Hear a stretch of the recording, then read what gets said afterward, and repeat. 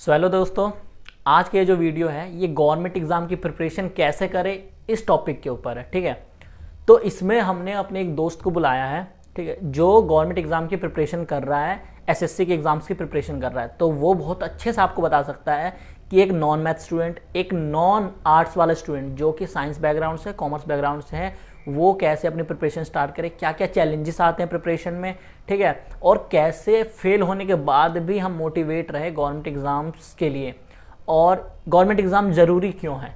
ठीक है, इस चीज़ के ऊपर भी हम बात करेंगे। तो एक बार मैं बता देता हूँ, इंट्रोड्यूस करवा देता हूँ। ठीक है, तो इनका नाम है शैलेश कुमार गुप्ता। ठीक है, और स्वागत है भाई आपका हमारे यूट्यूब चैनल में।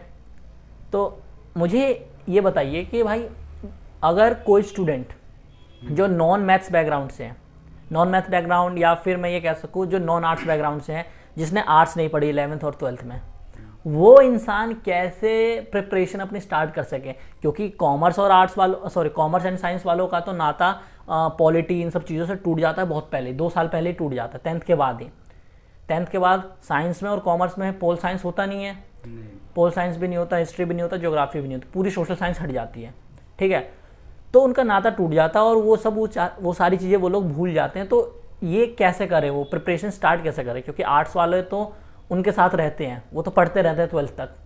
ठीक है, ज्योग्राफी पढ़ते रहते हैं, हिस्ट्री पढ़ते रहते हैं, पोल साइंस पढ़ते रहते हैं, उनका तो हो जाता है। लेकिन दिक्कत किन्हें आती है, आर्ट्स वालों को, साइंस वालों को और कॉमर्स वालों को। तो वो कैसे स्टार्ट करें प्रिपरेशन। तो जैसे आपने कहा कि कॉमर्स और साइंस वाले, इनके पास पॉलिटी, हिस्ट्री, सोशियोलॉजी मतलब एसएसटी के सब्जेक्ट्स नहीं होते हैं, तो इनके पास होती है मैथ्स और साइंस, जो कि साइंस भी एक जीके का पार्ट है जिसमें जनरल साइंस आती है।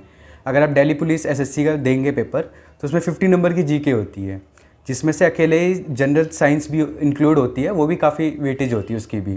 तो उनके पास एक फ़ायदा तो ये है कि साइंस वालों के पास कि हाँ हमने साइंस पढ़ी है तो फिज़िक्स, केमिस्ट्री, बायो, इसके क्वेश्चंस भी आते हैं 5 to 10 नंबर्स के क्वेश्चन देके 5 to 10 नंबर्स के आते हैं।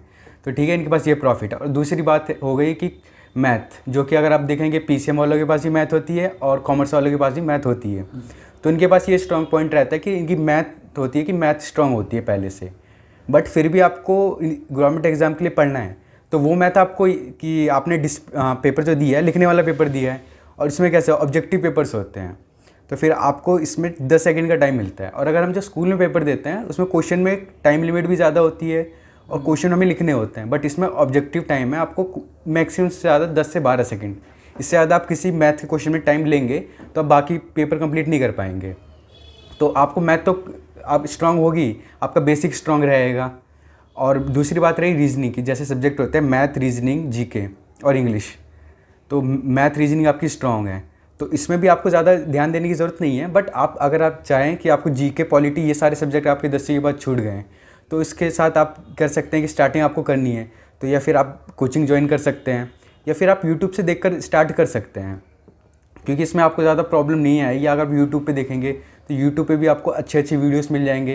या फिर आप चाहते हैं कि मेरे को और अच्छे से प्रिपरेशन करनी है तो आप जाके कोचिंग्स में भी कर सकते हैं, जो कि उनके पास एक सिलेबस होता है कि जिनको पता है कि इतने से इतना आएगा। जो आपने 10वीं 12वीं में पॉलिटिकल जिसने पढ़ लिया है उतना नहीं आएगा पूरा का पूरा, एक लिमिट होती है, तो उस हिसाब से क्वेश्चंस आते हैं। मतलब मेन टॉपिक्स होते हैं कुछ, मतलब सिलेक्टेड टॉपिक्स होते हैं। हाँ, मतलब अगर आप एशियन हिस्ट्री पढ़ रहे हैं तो उसकी भी लिमिट है कि हाँ ये डायनेस्टी आएगी, इतने इतने ही आएगा, इसके बाहर से ज़्यादा क्वेश्चंस नहीं आते हैं। तो मतलब बहुत ज़रूरी ये चीज़ पता होना कि सिलेबस आपका है क्या, कौन कौन सी चीज़ें ही पूछी जानी है। हाँ, मेन चीज़ यही है आपका कि सिलेबस आपका क्या है और कितना बाउंड्री क्या है उसकी। अगर आप ग्रुप CD की लेवल की तैयारी कर रहे हैं और आप पता चले कि आप हिस्ट्री, ज्योग्राफी, जीके के लिए आप पूरी 6 से लेकर 12 तक की क्या कहते हैं एनसीईआरटी कंप्लीट कर लें, तो उतना भी आपके लिए ज़रूरी नहीं है। इसकी भी एक लिमिट है। काफ़ी लोगों को लगता है कि जीके मतलब बहुत वास्ट है, ज़्यादातर कॉमर्स और साइंस स्टूडेंट को लगता है जीके बहुत ज़्यादा है, बट ऐसा नहीं है कि हर एक पेपर का एक लिमिट है। मैं यार आपसे एक और सवाल पूछना चाहूँगा कि जैसा आपने बोला कोचिंग सेंटर्स भी ज्वाइन कर सकते हैं, तो कौन कौन से स्टूडेंट को कोचिंग सेंटर्स ज्वाइन कर सकते हैं। मतलब जैसे मैं हूँ कॉमर्स से पढ़ा हुआ, ठीक है, मेरे को अगर गवर्नमेंट जॉब की प्रिपरेशन करनी है तो क्या मैं 12th से निकलते ही या फिर 10th से निकलते ही कोचिंग सेंटर ज्वाइन कर सकता हूँ गवर्नमेंट एग्ज़ाम की प्रिपरेशन के लिए, या फिर उससे पहले भी हमें कुछ आना चाहिए, और आना भी चाहिए तो क्या चीज़ आनी चाहिए उसके बाद हमें फिर कोचिंग सेंटर में ज्वाइन होना चाहिए? ऐसी कौन सी चीज़ है? पहली चीज़ तो देखिए, अगर आपको कोचिंग सेंटर ज्वाइन करना है, उसमें ये वो लोग ये मान के चलते हैं कि आपका बेसिक क्लियर है हमारे स्टूडेंट्स का, तो बेसिक नहीं कराएंगे। अगर आपको आपके पहले जैसे कि आर्ट्स स्टूडेंट जितने, उनका थोड़ा मैथ का बेसिक क्लियर नहीं होता है, तो वो पहले अपना बेसिक खुद क्लियर करे घर में रह के। थोड़ा बेसिक ज़्यादा चीज़ नहीं है कि आपको ट्यूशन ही चाहिए, अकेडमी चाहिए, नहीं कराते हैं बेसिक। वो बोलते ज़रूर है कि हम आपको एकदम बेसिक से कराएंगे, बट उनका बेसिक का मतलब यही रहता है कि मान के चलते हैं कि आपकी बेसिक कंप्लीट है, हम आपको सारे शॉर्टकट ट्रिक्स, सब टाइम मैनेजमेंट सब सिखाएंगे। पहले चीज़ आपकी बेसिक क्लियर रहनी चाहिए मैथ के लिए।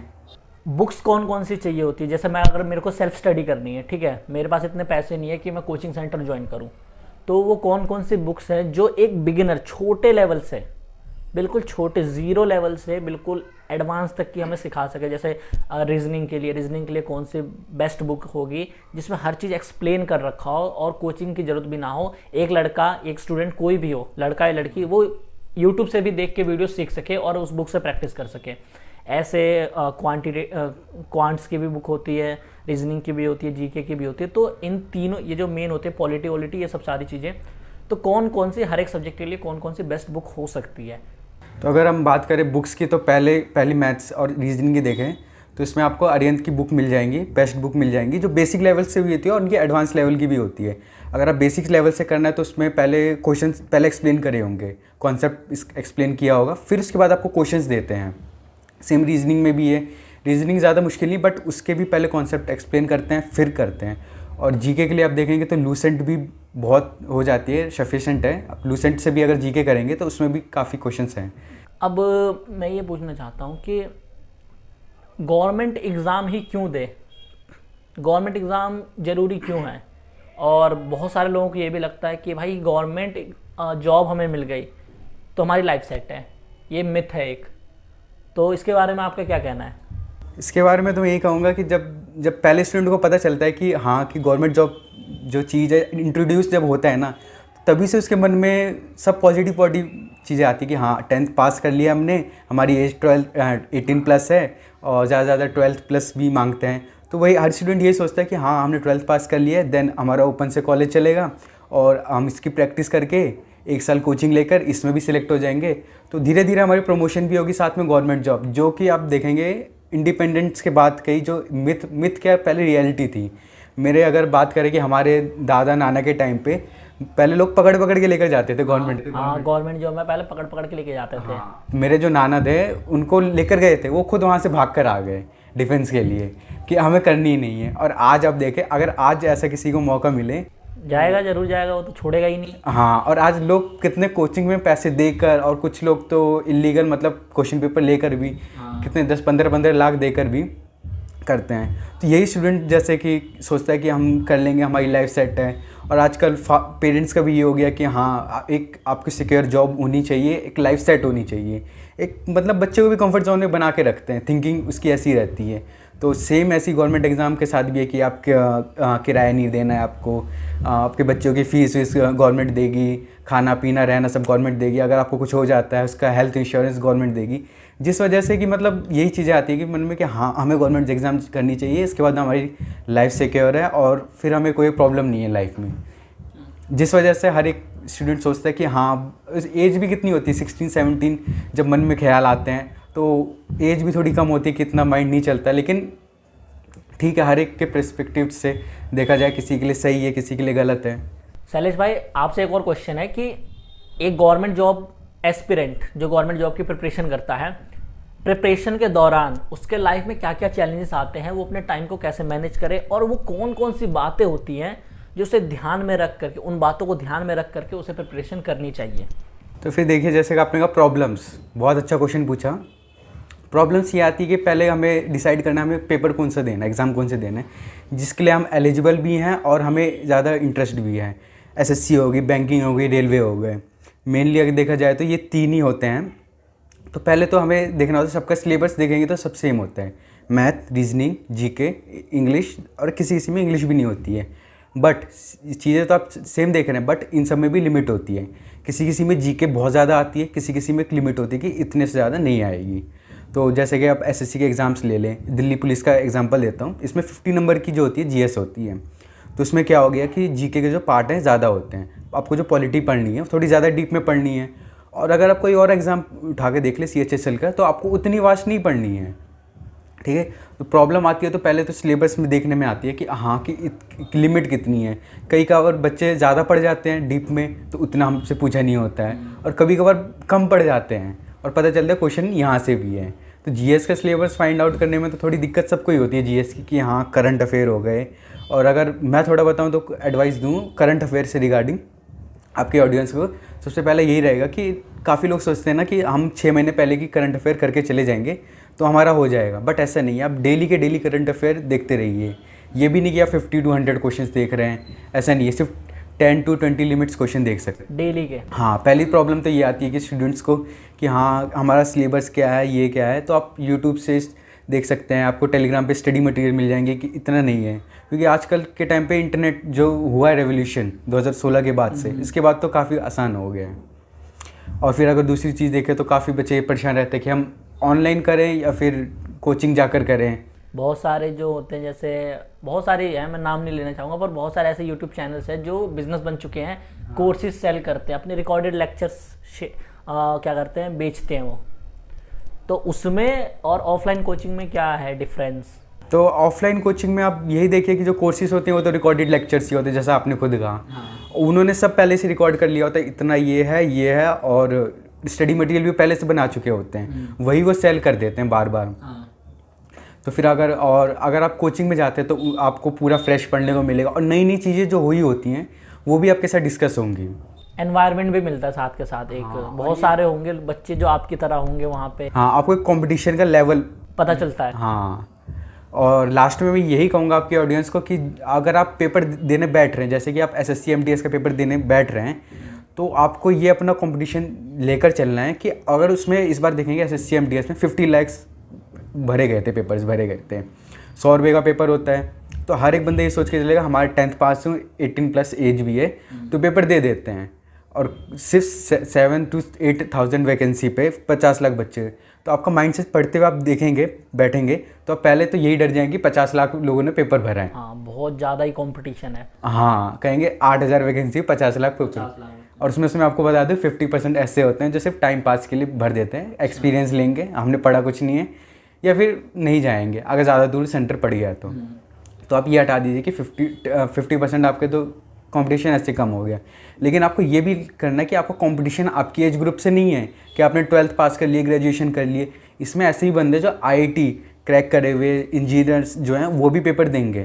तो उनका पढ़ने का स्टाइल, उनका जो पढ़ने का एवरेज टाइम और आपका जो पढ़ रहे 12th के बाद, हमारा कितना मेन देखा जाए 4 से 5 घंटे, और उनका जो इंजीनियरिंग कर चुके हैं उनका एक लेवल होगा। उनका तो बहुत ज़्यादा ही होता है, 18 घंटे दिन में 10-10 घंटे पढ़ते हैं। और जो एक 10th पास होगा वो क्या ही पढ़ेगा, वो ज़्यादा से ज़्यादा 4 घंटे 5 घंटे का होगा उसका स्टडी के लिए बैठने का, उसका पेशेंस लेवल। और जो इंजीनियरिंग जिसने IIT क्रैक कर रखा है, JEE तक क्रैक कर रखा है, वो अगर 10th पास वाले एग्जाम में बैठ रहा है तो सोचो कितना बड़ा कंपटीशन है 10th वालों का उनके साथ, बहुत ज़्यादा कंपटीशन है। तो यही लेवल आपको देख के रखना है। इसका मतलब ये नहीं है कि आप भी उनकी तरह 18-18 घंटे पढ़ना शुरू कर दें। इसका मतलब है आप थोड़ा स्मार्ट वर्क करिए, पेपर को एनालाइज करिए, क्वेश्चंस को बनाने की कोशिश करिए, इस तरीके से करिए। अगर आप भी वैसी आप गधे की तरह लग गए, कि मतलब कुछ नेगेटिव सेंस में नहीं कहना चाह रहा हूँ मैं, कि अगर आप भी वैसे ही लग गए कि हम भी चलो हम 4 घंटे आज पढ़ रहे हैं, कल 18 घंटे पढ़ना, नहीं ऐसा नहीं। आपको धीरे धीरे आपका मिनिमम से मैं बताऊँ ना, आपको मैक्सिमम से ज़्यादा 5 से 6 घंटे एक एवरेज होता है कि आपको इतना पढ़ना चाहिए। एक UPSC वाला बंदा भी 5 से 6 घंटे मैक्सिमम पढ़ता है देखा जाए तो इस हिसाब से आपको स्मार्ट वर्क करते हुए चलना है, और कंपटीशन आपको देख कर चलना है कि हमारा कंपटीशन किसके साथ है। चलो, आपने बहुत अच्छी बात बताई। और एक लास्ट क्वेश्चन है। क्वेश्चन ये है कि अगर मुझे आज से ही स्टार्ट करनी है, ठीक है, तो ऐसे कौन कौन से फील्ड हैं गवर्नमेंट जॉब के अंदर, गवर्नमेंट एग्जाम्स के अंदर, जिसमें बहुत वैकेंसी रहती है पर उतने लोग उसके पीछे भागते नहीं है। जो उन्होंने सुना होता है सिर्फ उसी के पीछे भागते हैं। जैसे UPSC सबने सुना है, उसमें कंपटीशन बहुत ज़्यादा होता है। PCS बहुत लोगों ने सुना है, उसमें बहुत ज़्यादा। CGL CHSL ये मतलब कॉमन चीज़ें जो हर किसी को पता है, ठीक है। पर कुछ ऐसे भी होते हैं गवर्नमेंट एग्ज़ाम्स जिसके बारे में सबको नहीं पता, तो उसमें वैकेंसी तो निकलती है पर उतने लोग उसमें बैठते नहीं एग्ज़ाम्स के लिए। तो ऐसे कौन कौन से एग्ज़ाम्स है जो एक एवरेज स्टूडेंट, ठीक है, जिसमें कम कंपटीशन हो और आराम से देकर के पास हो सके, ऐसे कौन कौन से एग्जाम्स है गवर्नमेंट के? ये क्वेश्चन आपने काफ़ी अच्छा पूछा कि कौन से ऐसे एग्ज़ाम है जिसमें लोगों को अवेयरनेस नहीं है। हाँ। देखिए एसएससी, सीजीएल, सीएचएसएल, एमडीएस सबको पता है, 10th पास के बेस पे निकलने वाले हैं, भर देंगे, ठीक है। लेकिन काफ़ी एग्ज़ाम ऐसे भी जिनकी ज़्यादा लोगों को अवेयरनेस नहीं होती है।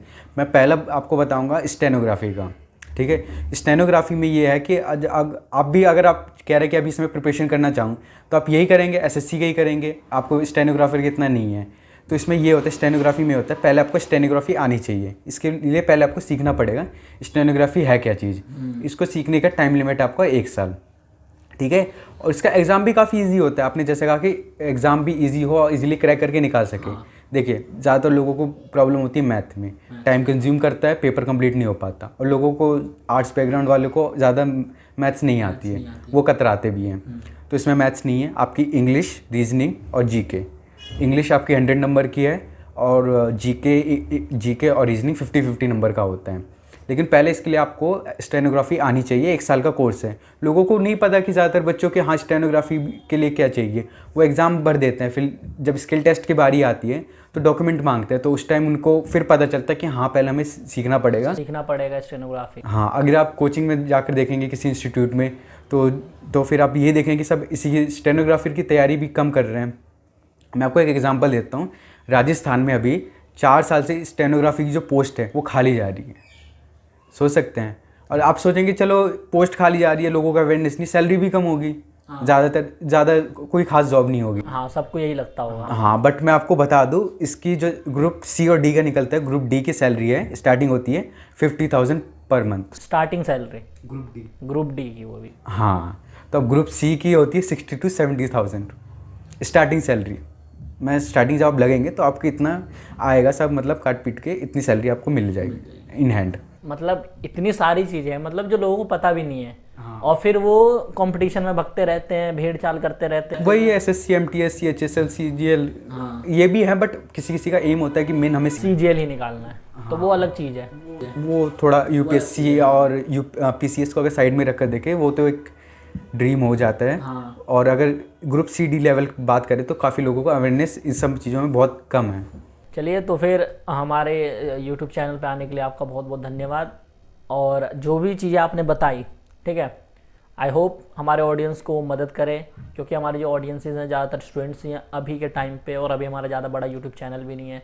तो इतने छोटे यूट्यूब चैनल पे आने के लिए भाई आपका बहुत बहुत धन्यवाद। और अगर आपको कोई भी गवर्नमेंट जॉब से रिलेटेड कुछ भी पूछना हो, ठीक है, तो आप कमेंट पे ज़रूर कीजिएगा। अगर आपका कोई भी डाउट अगर आपका सॉल्व नहीं हुआ है तो मैं इनको दोबारा वीडियो में बुला लूँगा, एक और पॉडकास्ट हो जाएगा इनके साथ। और इनका इंस्टाग्राम जो हैंडल है वो मैं क्या कर दूँगा, फर्स्ट कमेंट में और डिस्क्रिप्शन में सबसे टॉप पे मैं इनका इंस्टाग्राम हैंडल भी दे दूँगा, आप जाकर फॉलो कर सकते हो, इनको डीएम करके पर्सनली भी पूछ सकते हो, पर एक टाइम लिमिट है, वो इनसे बात कर लेना, ठीक है, डीएम में। बाकी थैंक यू इस वीडियो में आपका आने के लिए और आपका देखने के लिए।